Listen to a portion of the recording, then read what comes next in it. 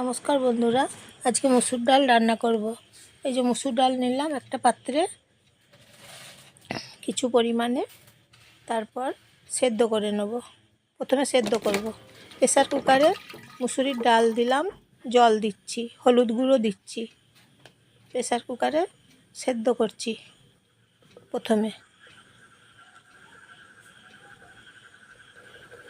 নুন দিচ্ছি,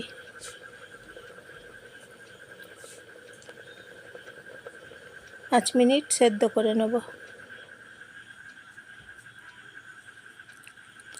প্রথমে সেদ্ধ করে নিয়ে তারপরে তেল দিয়ে সাঁতলে দেবো। আজকে অন্যরকমভাবে মুসুর ডাল রান্না করছি।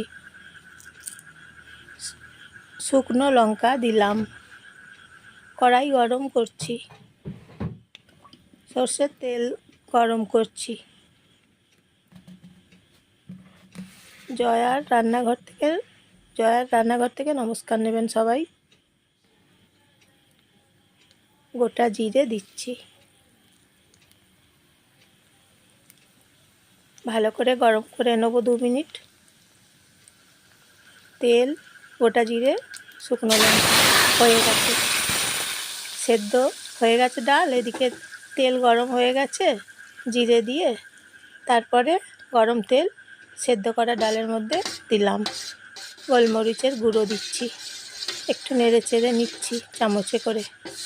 এইভাবে সেদ্ধ করে ডাল রান্না করলাম। প্রথমে সেদ্ধ করে তারপরে তেল জিরে দিয়ে সাঁতলে দিলাম।